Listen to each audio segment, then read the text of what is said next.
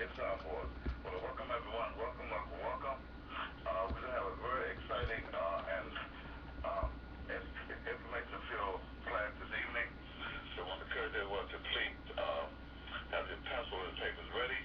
Our subject matter will be featuring the products of the national flags that we sent out on the email, actually worldwide. And we're going to have our first class in a long time because we have definitely upgraded the particular instructions here.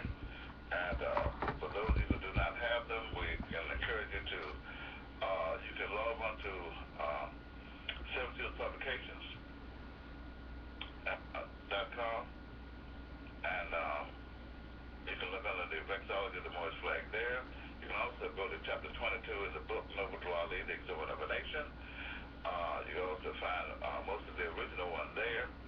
However, it has been upgraded greatly. In fact, we got a 32-page document that we just released. And we're going to be going through this tonight. And we're going to answer all questions that involve the flag and the flag issue. There's a lot of controversy about this question known as colorful organization saying more sign, symbol, etc. Well, that's not our flag. So we're going to answer all those questions tonight, okay, concerning the difference between the Moroccan flag, the Moorish flag, even the continental flag, and the United States flag. We'll be entertaining all these things tonight.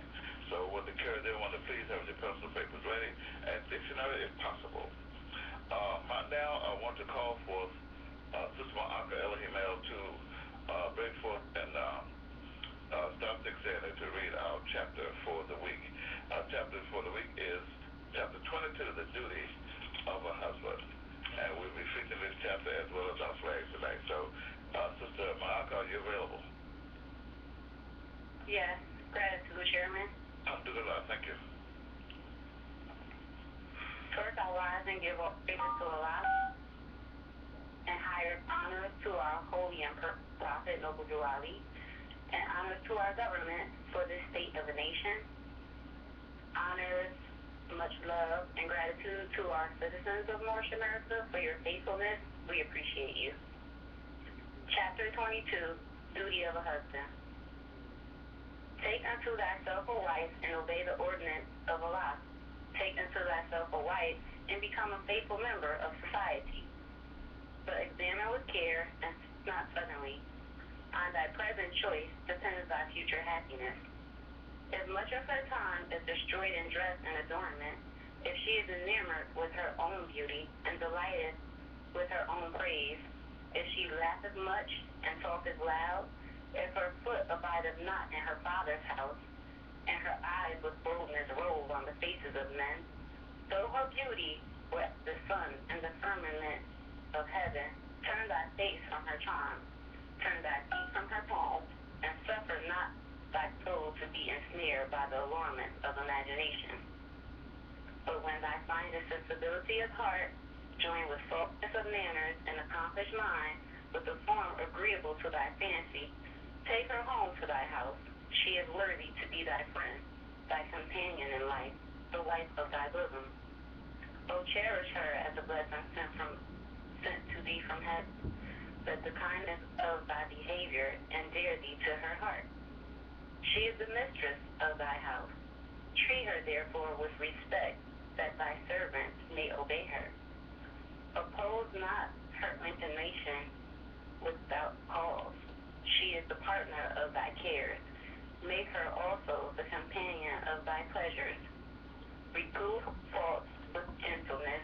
Exact not her obedience with rigor. Trust thy secrets in her breast. Her counsels are sincere. Thou shalt not be deceived. Be faithful to her bed, for she is mother of thy children.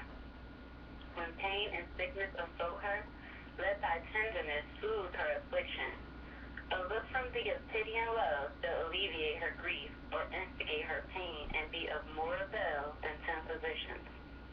Consider the tenderness of her sex, the delicacy of her frame, and be not severe to her weakness, but remember thy own imperfections.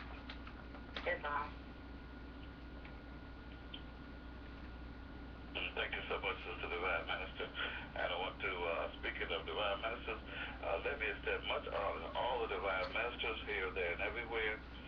because we understand that you have a mighty, mighty task by taking the reins of this gospel plow. So I want to encourage you, just to let you know that we're proud of you, and we extend much honor to each and every one of you. And even to those who stood strong and didn't stand long, we still want to stand on to them too. Tonight, Moors, we have to cover a lot of ground, so we want you to get your pencil and papers ready. And what I'm going at this point is give praises to Allah and honor to the Prophet Noble Ali. I want to also extend much honor to our staff, to our officials, to our grand body, and to all the Moors that's willing to be a part and parcel of this said government. We want to also extend honor to every Moorish American who realizes the fact that when the Prophet said just to be a Moorish American, that you are already a part of the government.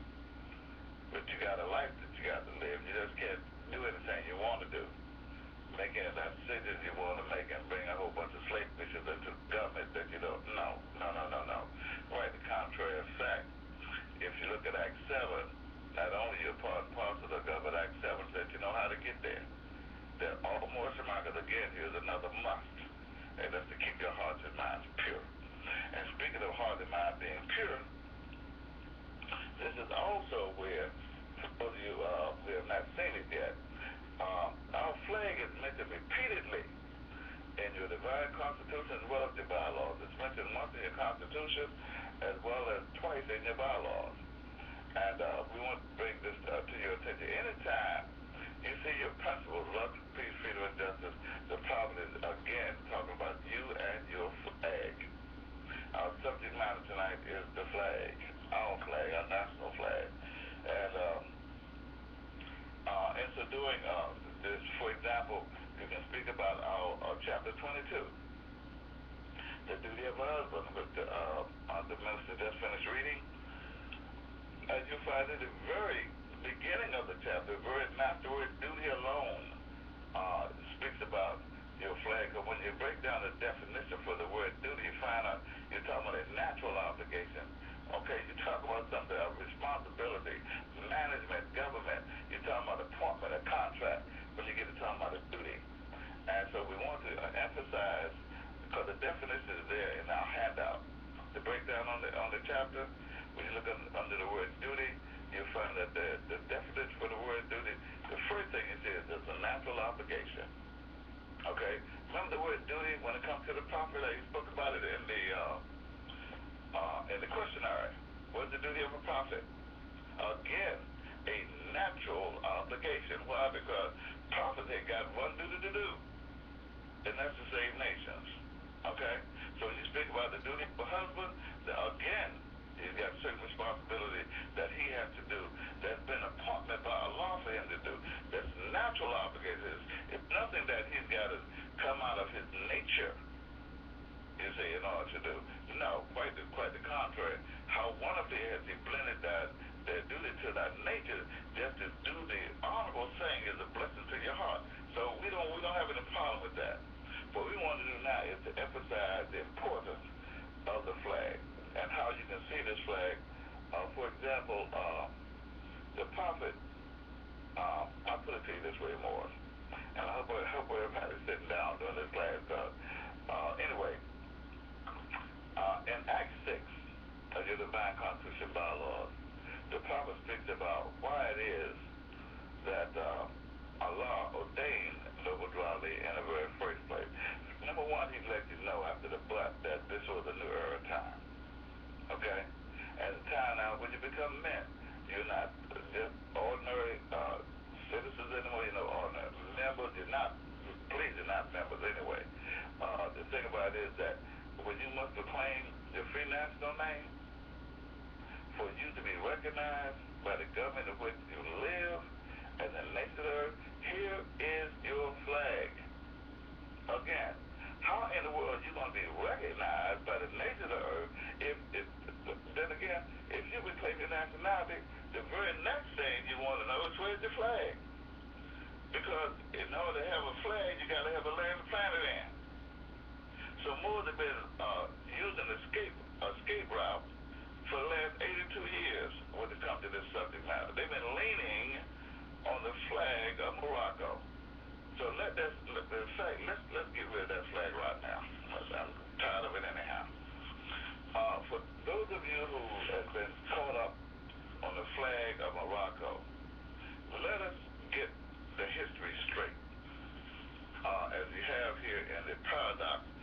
national flag. And I want to encourage everyone, please, boys, it doesn't matter what you think about the individual, it doesn't matter what you think about Pleasant Bay, the government, the temple, it doesn't really matter. Let's just deal with law. Let's just deal with facts. Let's just deal with truth. And then see, and then you can make comparisons after that, okay? Because you must remember, there ain't but 3 steps. Belief is first. That's what you think. That might be true, maybe, I don't know. Could be. There's a possibility. That's your belief. That's the first step. The next one is your faith. And that's what you know is the truth. There's a certainty. There's no question about it. It's right there. You know it's the truth. Now, the third one, this is where you reach the adapt level. This is when you be the message that you bring. That's when you be the truth. Okay? It's one thing to believe it. It's another thing to know it, but it's quite another level to be it. Okay? So when the prophet speaks about the Moorish Americans in your bylaws, number 4, is all citizens must observe the whole and divine laws, and all citizens must obey the laws of the government, because just by being, see, there you go, the word being, that by being a Moorish American, you are what? A part and parcel of the government. So, in order for you to be a part and parcel of the government, this means that you got to know what you're doing. Okay? This ain't no level for, well, I don't know, maybe I can be a member of the continental organization and still be no. If you will be a Moorish American, you are a part and parcel of the government, and not only that, but you got to live the life. In fact, this is the only life that you can live. Another thing that we point out in this breakdown, dealing with these flags, that as we had stated in our earlier class, because those who attended the conference call, you already know, but I'll say it again. You can't even be a man.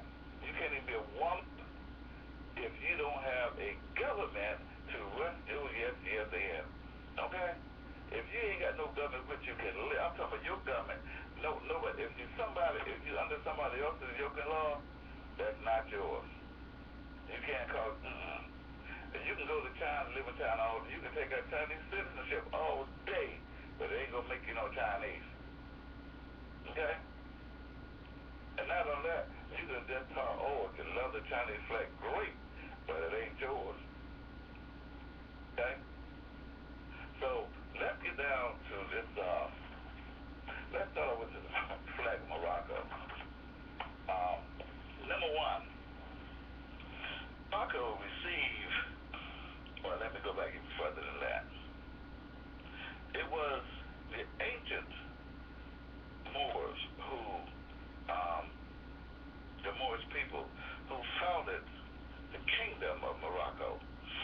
Now, this was doing, you find this on page 3 of your Circle 7 Quran, where the prophet reminds you of the ancient pharaohs who had assigned the Moorish to get on out of Egypt, because you've already established the kingdoms in the east. That's why Chinese claim to have some of the oldest dynasties. Next to this, you're going to find the people of India, and you keep on the Himalayas and so forth. All those kingdoms of the east, we set them up first. Remember, it was the Moors that fed the world. And now everywhere in the world, look, there's a Chinese restaurant. Go figure that one out. Okay? So, anyway, the time is coming again for us to feed the world again, but this time, we're going to feed them the principles. Okay? It won't be that carnal food. No. It's a whole nother level. But, in dealing with the summit of Morocco, when we came eastward, well, across what the prophet called the Demarcation line, this was the line that divided the continent, now known as Africa. The true divine name of the continent was the Mexican. And as we came westward, that's towards the Americas, as we came westward, across the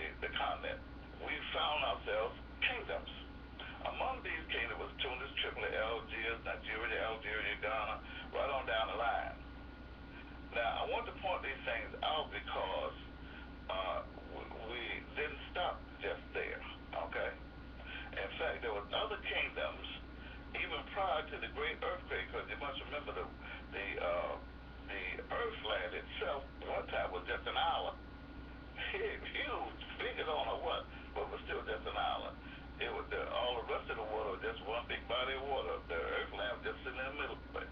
Okay? But after the great earthquake, which the Christians call the flood, they don't know what they're talking about anyway. But anyway, they call it the flood. All the other tribes and kingdoms, they got their own interpretation of the great earthquake, but they all can tell you about it.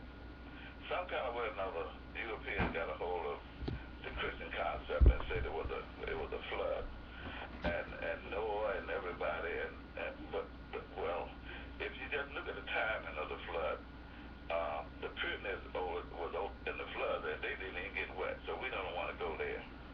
But anyhow, we had settled kingdoms as far west as what is now known as the Central America, North America, South America, okay, the adjoining islands, all this right here. We'd already been there, okay.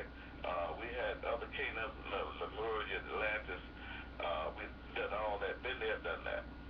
But now let's talk about West Africa and the modern days, okay? So we founded the kingdom of Tunis, Tripoli, Algiers, Morocco, right on down the line. These was under strict orders from the pharaohs for us to civilize the continent, whether it had people there or not. Prepare it. We had to dredge rivers.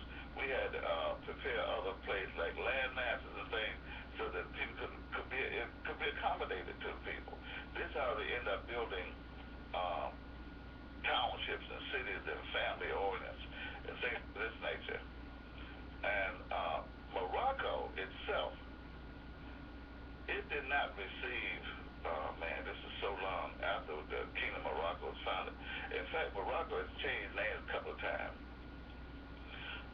During the Roman invasion from the north, they had changed the names of a lot of the northern countries that we had already founded, including Africa. Like I said, Africa is not the true divine name. They named that after a Roman soldier, Aemilius Africanus, and they named it after him. But getting back to Morocco, years later, where we had to do the second settlement, meaning we had to settle, when I say settle, I mean civilize, I mean that's better. When we had to civilize the northern aspect, what is called the European penitentiary, or what I call it penitentiary, that's my word, President Ray's word. We call it penitentiary because when we took the Europeans up there, it was for the sole purpose that was the only place conducive enough to accommodate their wicked ways, their body functions and things. Because you must remember, when the Europeans were first cloned, we could give them everything from our own DNA, except we could not give them a center. In other words, we could not give them a spirit, because they did not come straight forth from the heart of the great God as we did. So they did not have a center. If you don't have a center, you cannot sustain pigment. You cannot sustain melanin. If you do not have a center, you got to have a spirit center so you can sustain the melanin. So that's why all the Africans and other people they call it people of hue, rather than people of color. But anyway, they all, each one of them have a center, okay? And they call them Asiatics. There's only two really races, the European Asiatics, but the Asiatic was the portion that had to deal with those who still have a center. In other words, they got a God source. And so when we went to civilize Europe, this is after the days of Moses, because Moses was the first one to go up there in his era, not but his era. And we called it Forbidden Land, because they were so diseased and they just believed in murderous saint. Well, most of it hadn't changed yet, okay? They really don't care that much about life, to put it to you this way. They're not used to putting out life, letting it live, making it grow, and its natural form, helping it to produce other life forms so they can do even more greater work. No matter what it is, if it had to be an apple tree, then we make sure that the seeds were planted elsewhere so that everyone else could enjoy the apple tree, for example. They didn't believe that. They would cut the whole tree down and burn it up. Then after they But anyway, uh, when we went up to the Caucasus Mountains, Europe, we messed around and stayed up there a little bit too long. And a lot of the Moors, ourselves, lost sight on our mission that we were to instruct and teach about the oneness of God and man. This was the main thing. We also had a heart full of sciences to take and spread throughout Europe. These sciences, astrology, divinity, astronomy, arithmetics, just on everything, okay? Everything about the sea, oceanography, everything, okay? The air, the planets, the age of the world, age of the universe, age of the earth, everything. We taught it all.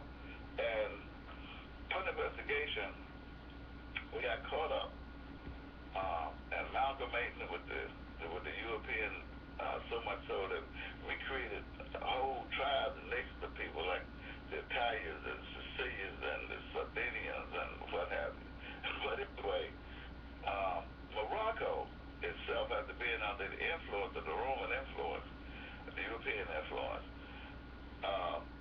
they actually occupied, because they were there at what is called the Rock of Gibraltar, which is the Gibraltar Strait. This is a waterway leading from the Atlantic Ocean to the Mediterranean Sea. And the Morocco was supposed to be like the Portsmouth there. In other words, it guarded the strait to be sure that only the natural inhabitants were coming through. No one coming through there that was going to contaminate nothing. Because, you had the period of the Vikings and what have you, but we taught them how to build boats and stuff. But anyway, being up to date, in 1403, Morocco received the star, the Moorish flag itself, because at this time, the Moors had been assigned to not only inhabit the Americas and set up kingdoms and things here as well as there, but also Europe as well. We're supposed to educate in Europe, but we got caught up and we forgot our mission, and we turned our back on our own principles, on our own creator. This was us. That's what we did. That's how we ended up in slavery, because we was too close to the creator, and we just became sinners, sinful ways. We was acting like sinners. Now I'm going to make so much so we been nation of people that wasn't even here. But anyway, come down to Morocco. In 1403, Morocco received the Moorish flag. But during this time, the Moorish flag straight out of Egypt was still, although Egypt was somewhat under the Arabian rule, it was coming under Arabian rule at this time. And so Morocco was called the Egypt of the West, the capital of the West. And it received the Moorish flag, which was, and let me make that distinction between Morocco and Moorish. Let me get that on out the way right now. Morocco is a descendant, or should I say, it's one of the children kingdoms that we founded. We were a people long before Morocco was even a thought. Let me get that straight, okay? It's not so much that Morocco, and we descended as a result of Morocco, it's quite the contrary, okay?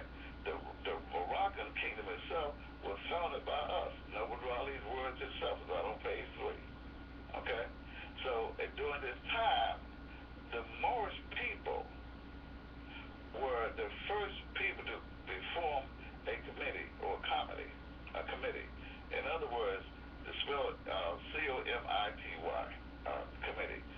And this was made up of 3 different tribes. In other words, you had the ancient Moabites, you had the ancient Canaanites, which covered the eastern, all of Africa, okay?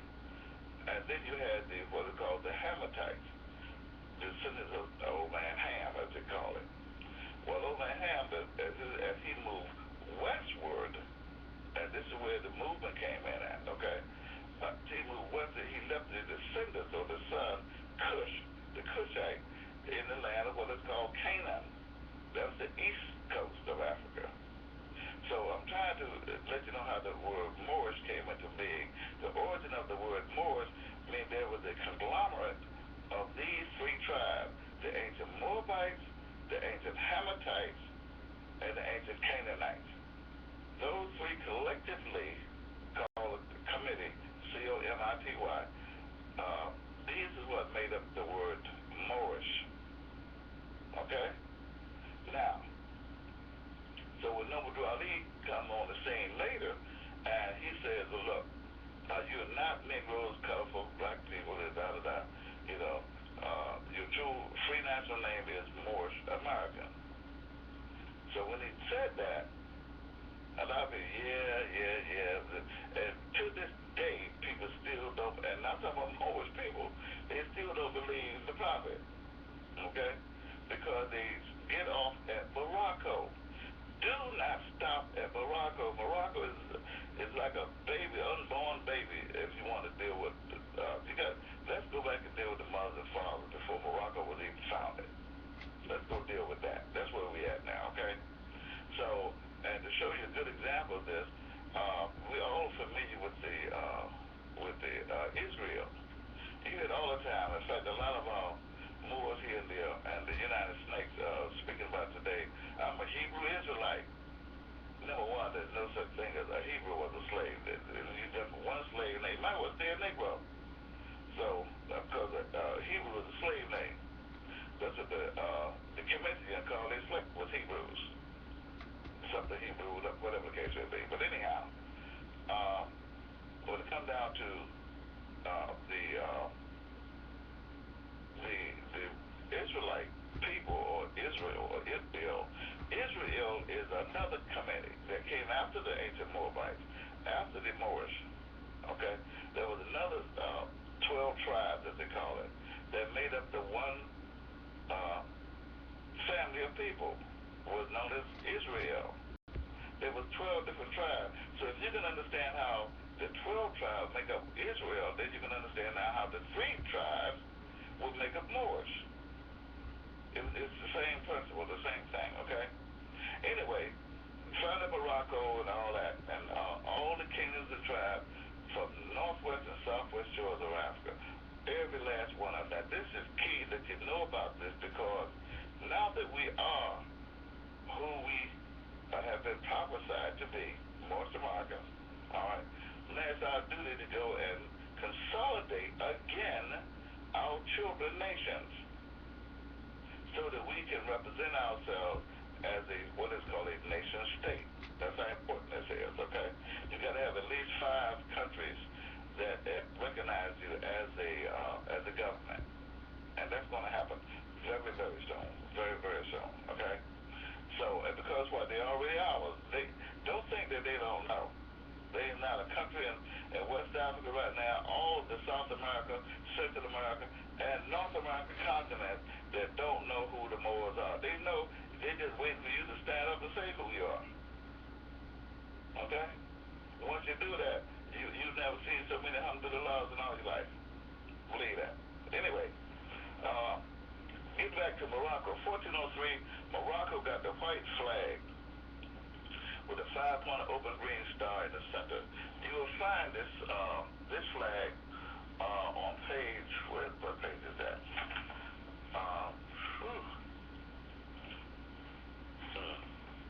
In the printout that's sitting on your computer, on your email rather. It has the Moorish flag there. And it's over here, so you see the white flag. So that's page 15. Page 19? 15. Okay, hold on. Let me be. Okay, it's on page 15. Okay. Yeah, it's on page 15. Okay, you'll find the see here. Look on 15. Yeah. It's the white flag. Now, this was the way that Morocco received the flag. It's called the first flag of Earth. And the reason why it's called the first flag is because, let's go back to chapter 1 more. And how did we get here in the first place? Remember, the 5-pointed open green star represents us. What do the 5 points represent? Love, truth, peace, and justice. Okay, you hear these 5 principles. Remember, it's right there in your Constitution, and it's mentioned twice in 2 of your bylaws. Okay, and everywhere else, the prophet mentioned in his literature, proclamation, everything he speaks about these 5 principles. He's talking about you. Okay, the 5-pointed open green star, and it also is interlocking star. It interlocks, which means it's like a circle where you cannot tell where a circle begins and ends. That's why it's interlocking like it is. The current day Moroccan flag, current day, like 2012, they have the 5-point open star, but if you notice, the one that was behind Hillary Clinton with a whole bunch of them, but they weren't interlocking. And there's a reason for that. I'll explain this at another time. But the main thing I want to point out now is that in 1403, this is the flag that Morocco received from Egypt, because Morocco was supposed to be known as the Egypt of the West, because it was a new era time coming in, and it wanted Morocco to be well represented. Okay. Do you know that more less than 100 years later, by 1492, the government of Morocco, Muhammad III, had turned his back on his own people. He was named Sultan under the Islamic or theocratic government out of Arabia. And according to the Arabs, they have a way that either you are a Muslim or you are an infidel. And they see the whole world basically as an infidel. They don't care who you are. Japanese, Chinese, if you ain't a Muslim according to their standards and the way they like it, then you're an infidel. They don't see it no other way. Okay? Now,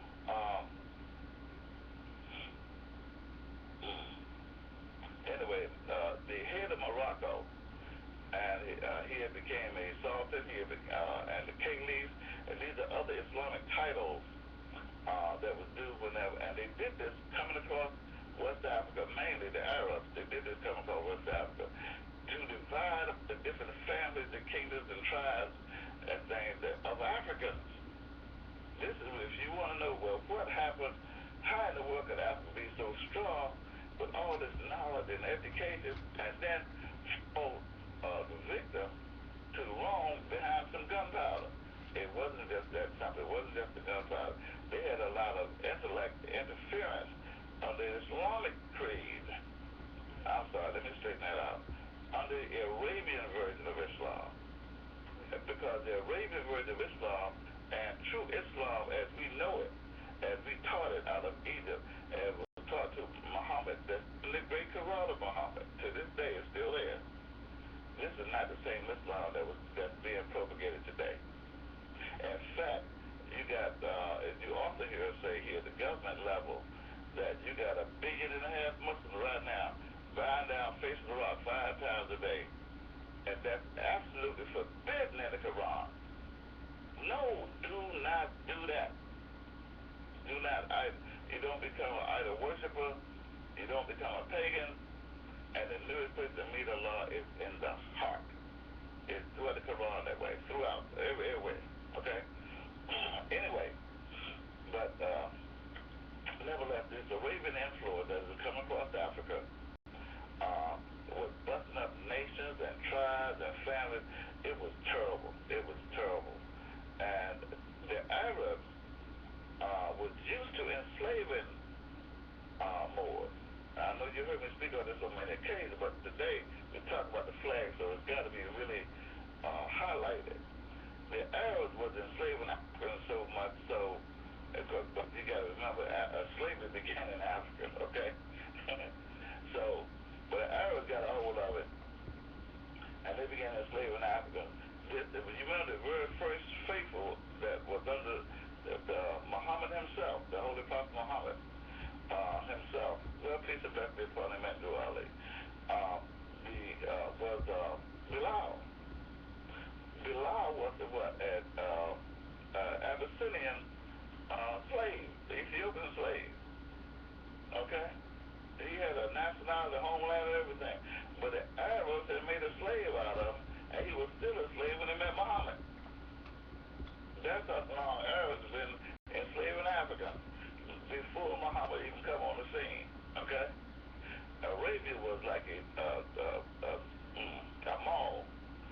that you just, no matter where you came from, which direction you come there, and you be shopping and trading and whatnot, and slavery was one of them.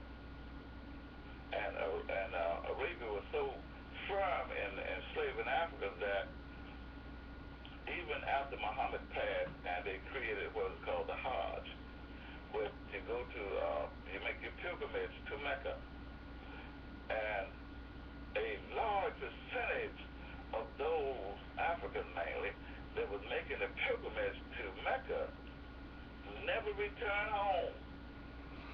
And the reason why, because it was kidnapped by the Arabs and transported up into and began to what is known as the East African slave trade.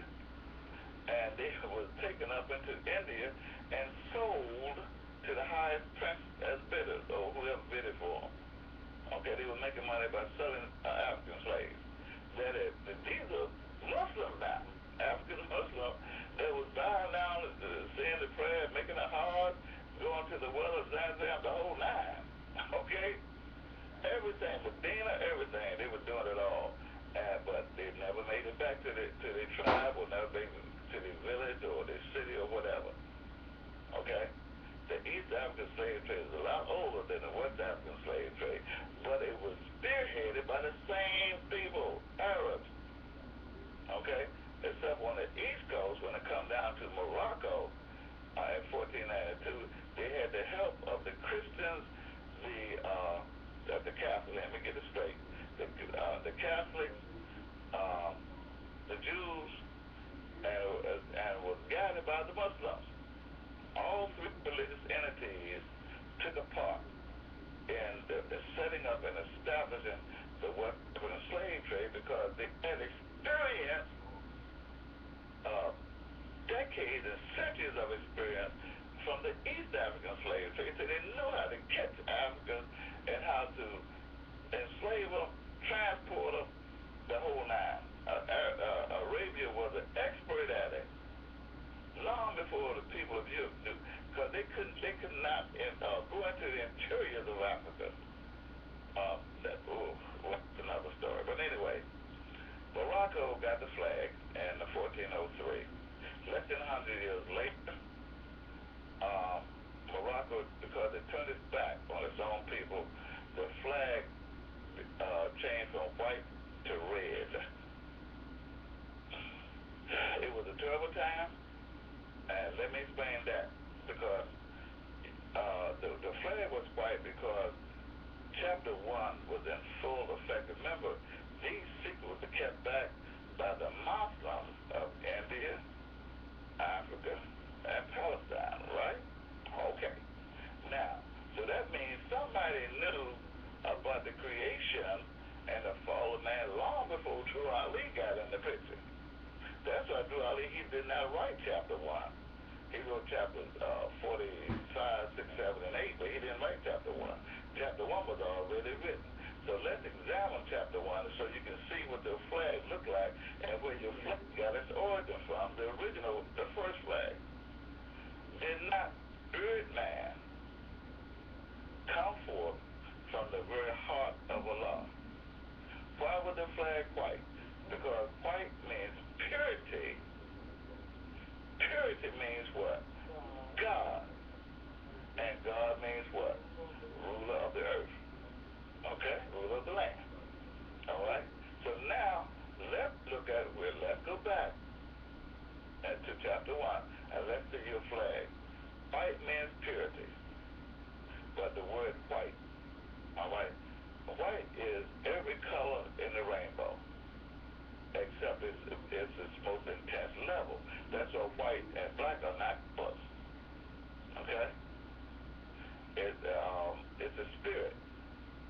And as a result of this, if you slow white down, like if you got hot melted, any kind of metal, steel or whatever, when you really get it real super, super hot, until it pours like water, it's white.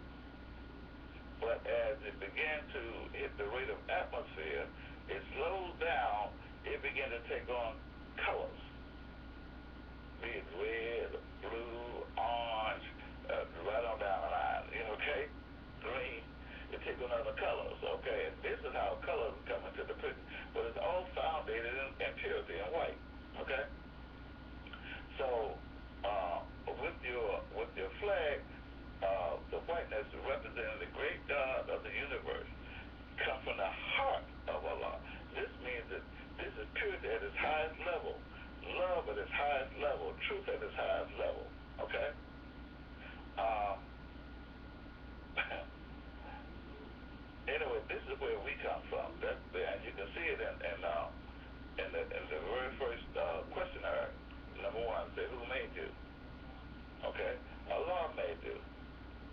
further on, they say, well, how did you make it? Fearfully and wonderfully are you made, okay? And so when you get back into chapter 1, then you can see your flag. Okay, here comes the flag again. If you see the 5-pointed open green star that represents love, truth, peace, freedom, and justice, that's the law. Okay, it's right there at the center, or in other words, the heart of the flag. So from the heart of Allah comes the star. Come you, the star. Okay, that was the first Moorish flag, and why? That's how come our first forefather founded the first religious creed, which was Islamism. Okay, based upon this origin of man. This is before the fall of man. Okay, so Morocco, when it turned its back on its own people, its own nationals, and this is how the flag turned from white to red. Okay, and by 1490, after 1492, about 200-300 years later, by 1787, Morocco signed a treaty with the New Jack City called the United States at the time, and they signed a treaty, which was a trade agreement. And this is also in this breakdown. This treaty of peace and friendship with the United States, with Morocco, was actually a trade agreement. Okay? And it means just that word, trade. So anytime you deal with the trade or commerce, then you're talking about business. That means something is being bought, something is being sold, something is being exchanged as a matter of values. What's valuable here? I'll give you something worth its value over there. You're talking about trade, okay? Wabam, wherever you want to put it, okay? And so this trade agreement, if you read the treaty and with its full content, you see all it's talking about is trade and commerce. So as we had in the class once recently, you tell me what the most popular thing going on transcontinental between Morocco and the United States in 1787. What was the most profitable business dealing with trade and commerce between these two governments? And the answer is the West African slave trade. Okay? This is how Morocco ended up losing the star. Even after the flag turned red, they lost it anyway. And let me tell you why that happened. Because in 1912, Morocco, this is before, during the same time when Noble Ali was coming through that joint.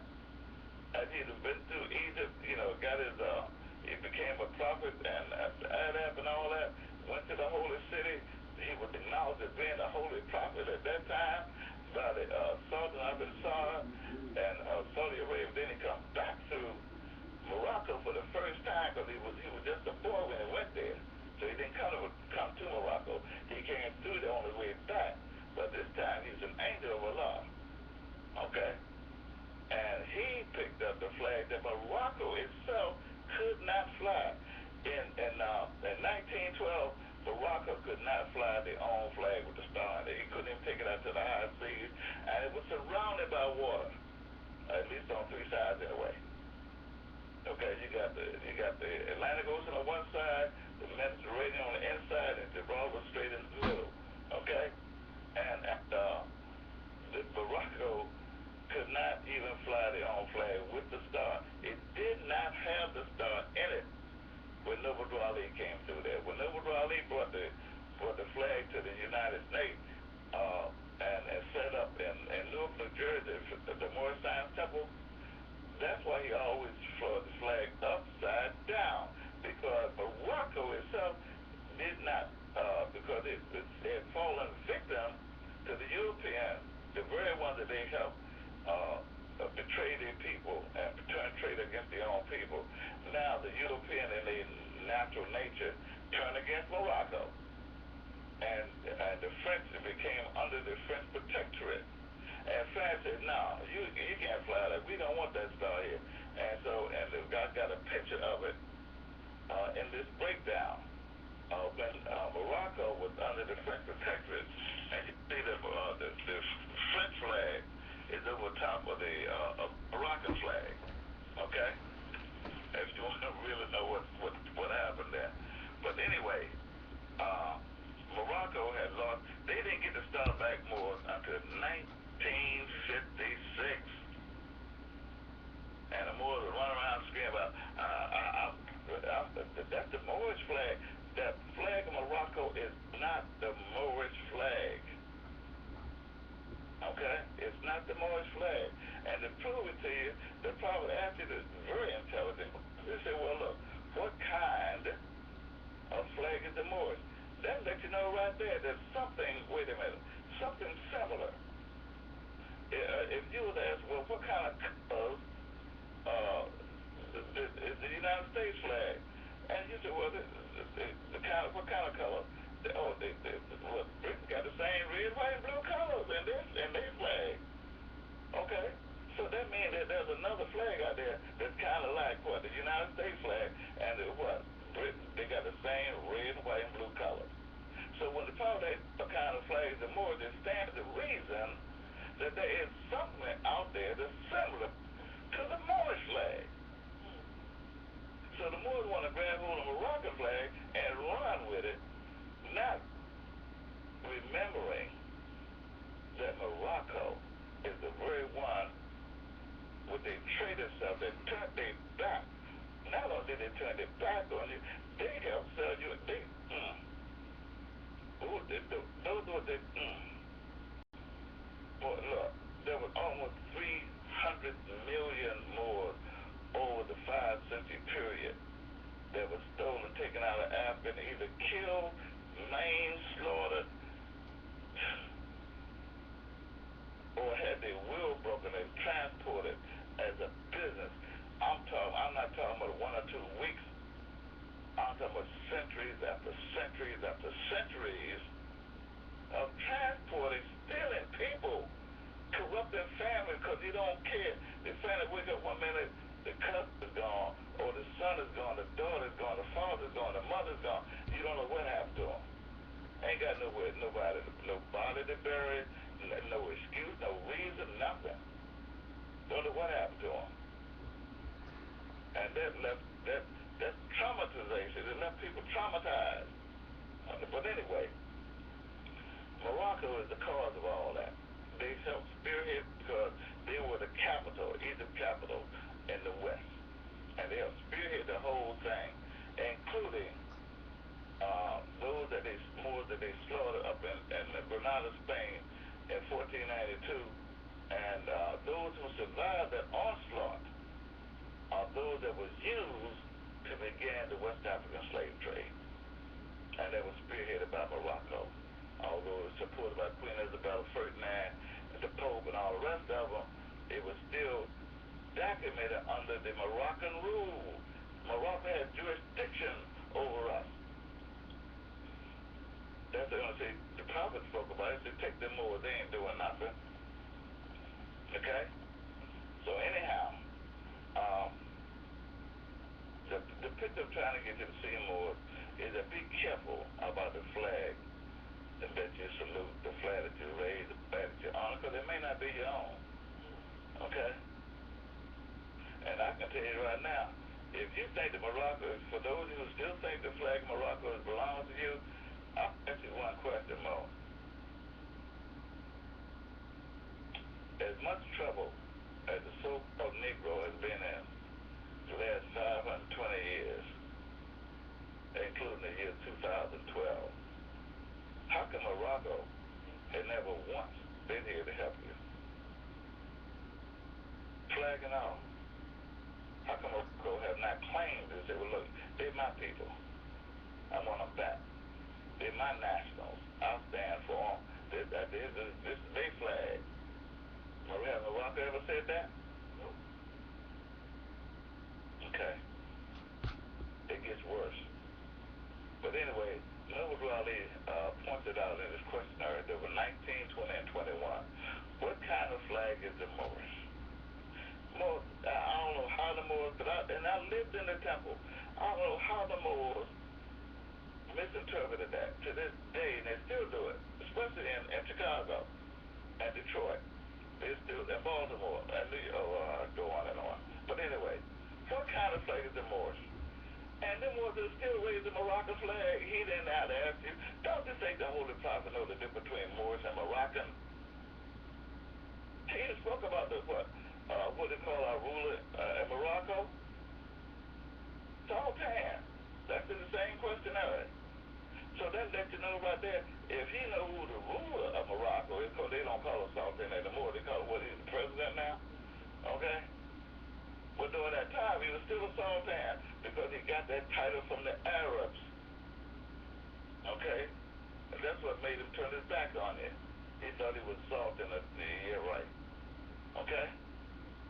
So, when they ask the question, what kind of flag is the Moorish? And they want to hold up the Moroccan flag. That is not the Moorish flag. And let me tell you what happened as a result of that. As long as you hold up the flag Morocco and you call it Moorish, not only have you lied to yourself and your children and your God, but what else you've done? You kept yourself in slavery. I repeat, you have kept yourself in slavery. I'm not talking about just mental slavery. I'm talking you kept yourself in the 14th and the 15th Amendment. Why? Because if Morocco don't claim you and you claim Morocco, what do you look like? What do you look like claiming a country that won't accept, won't recognize you?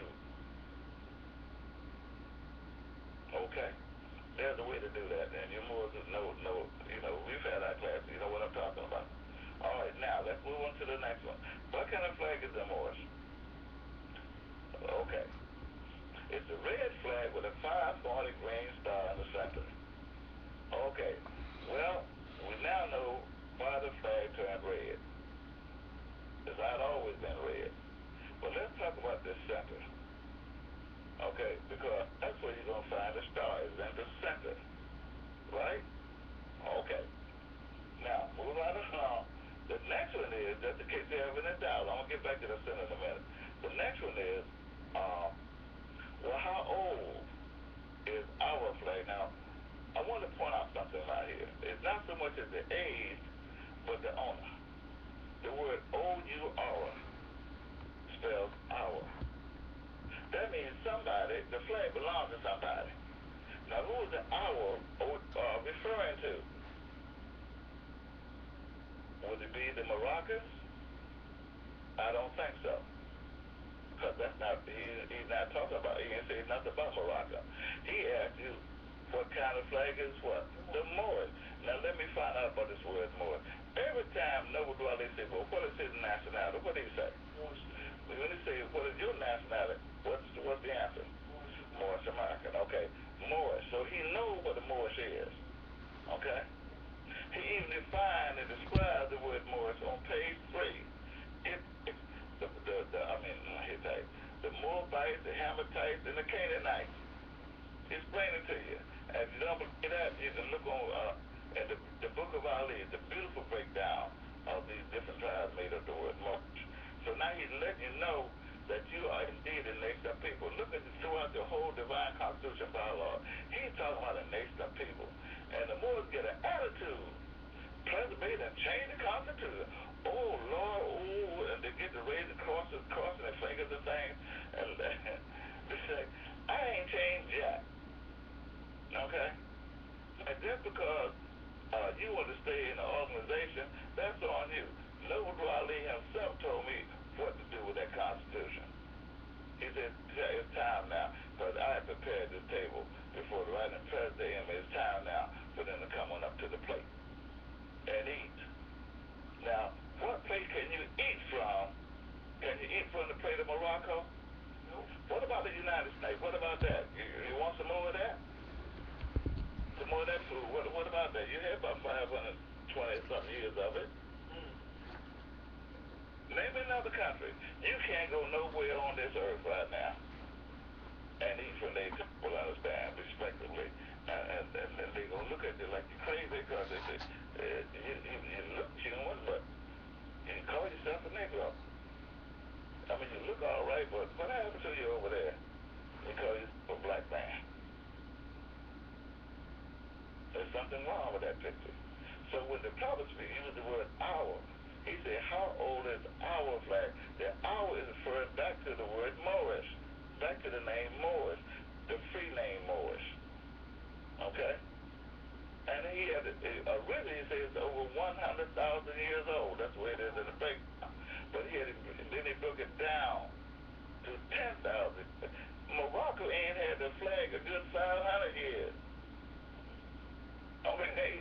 So, all you have to do is just think. That's what the Bible says. Just think. Okay? So we got the breakdown of the free flag and racist. After 9 o'clock already. The other flag that we definitely have to go into is that so-called continental flag. Okay? A lot of Moors got caught up. We got a flag. But I'm going to tell you this. It's in the breakdown. Look, I'm not going to whisper this. Slaves do not have flags. You've never seen a bunch of slaves in history. They got their own flag. That's why they slaves. So they be flagless. Now, who else do you know running around the planet right now ain't got their own flag? Uh-oh. Be careful. Who else do you know running around here that's nationless? I know it ain't a word, but I'm saying it anyway. Now, look, if you can put it with overstanding, you can deal with nationless. What other people do you know is nationless on this whole place, especially here in the West? Don't have a nation out there. You can't claim the United States. They put you out of there with the 14th Amendment.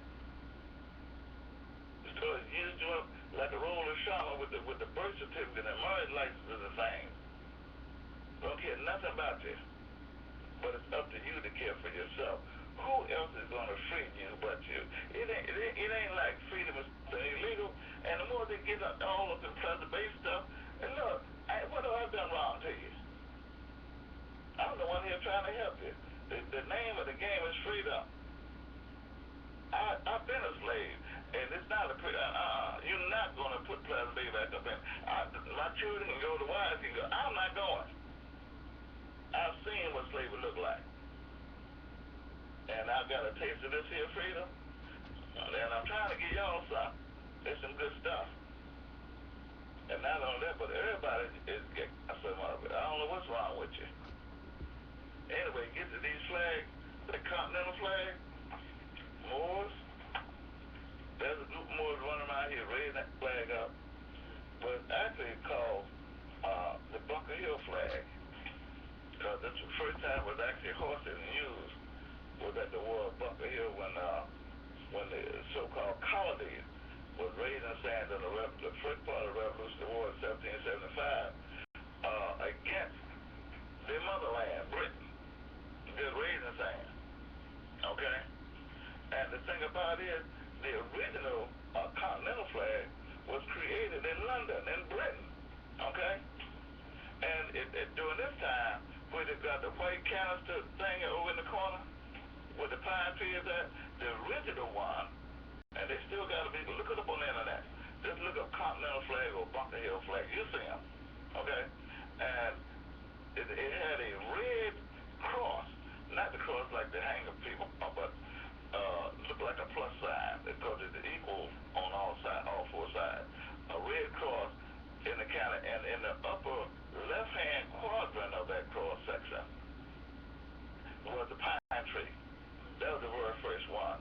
What the colonies did, they took the cross out of it and left the pine tree there. Let the pine tree take up the whole space within the white. And then they called it the continental flag. Because as far as they were concerned, they own the continent. Britain ain't got no business here because Britain was treating them like a business, which they were. They was called a cooperation.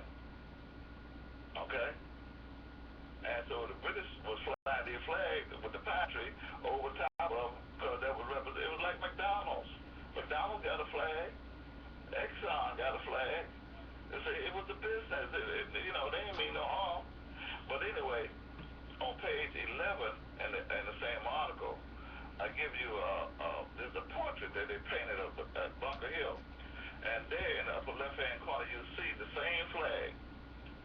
Okay, during the time of the war at Bunker Hill. Now I ask you a question more. June of 1775. Remember, the Black Code Laws was created in 1774.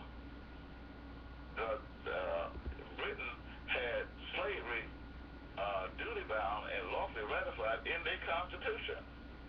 The colonies came from is underneath the British rule. George Washington was the 9th president of the colonies under the British rule. He just turned traitor and went against them, okay? But I'll just give you that little bit of history because the very next year, they started the Revolutionary War against Britain. And here comes the flag into the picture. Okay? And then Bunker Hill, of course, you know, the colonies, they lost, but they did one of the Ravens thing. They hurt them real bad when they lost. You know, they lost the war, but Bunker Hill, but it was about 1,000 of the British soldiers. They put a hurting on about 500 of them. Okay? But anyway, the thing about it is, the question has to come up, where were the Negroes, including Prince Hall, the Mason, where were the Negroes at during Bunker Hill? And not only that, but since when have you known, and I meant to ask Todd Tariq about that too. Todd, what state, you know, got their own flag? Okay? We were slaves. That include Prince Hall. He didn't have no continental flag either. In fact, you know some black people today where their flag at, including the flag of Marcus Garvey. Where their flag at? And then again, just to prove that you got a flag, where's the land you're going to plant it in? Because that's what makes a national flag. You got to have some land to plant there. You're seeing the same with the Marines and what. Everybody, if you're going to, hey, you're going to have, boy, you're going to have a fight, plant the flag right here. You own this, plant the flag there. And ain't that the first thing they did when they so-called went to the moon? First thing they want to do is plant the flag there. Okay, so this goes for the Moors. What kind of flag is the Moors? Plant the flag. So when we reveal, when it comes, let me say this before we close this particular session. I just want to have to continue this. The Moorish flag. Oh my goodness, we got the circle, we got the scimitar. The scimitar ain't got no business in the flag. Whoa, whoa, whoa. Okay. Let's go back to the Moorish sign temple that was found by Noble Dwali. Now, I've got a copy. I had one of my original first medallion I had was white. It had circle 7 on one side and the Moorish flag on the other. Okay, but it was a white medallion. Okay? Now, in the later years, Robert Lovell and a few other the so-called sheiks, they put out they changed the medallion from, because the prince had them in gold too, but they changed it from white to blue, representative of what is called the Blue Lodge. So what it did, they didn't change the order of the layout or the diagram. They still have LTPF, justice with the scimitar and the star, but the Masons closed the star. They turned the star red and put it in the temple. What it was red was, see, a closed star means it's got boundaries, it's got limitations, it's got jurisdiction over it. Okay? So, like the United States has got 50 stars in this flag, and every last one of them is closed, which means that the state of New Jersey can't interfere with the state of what Mississippi doing.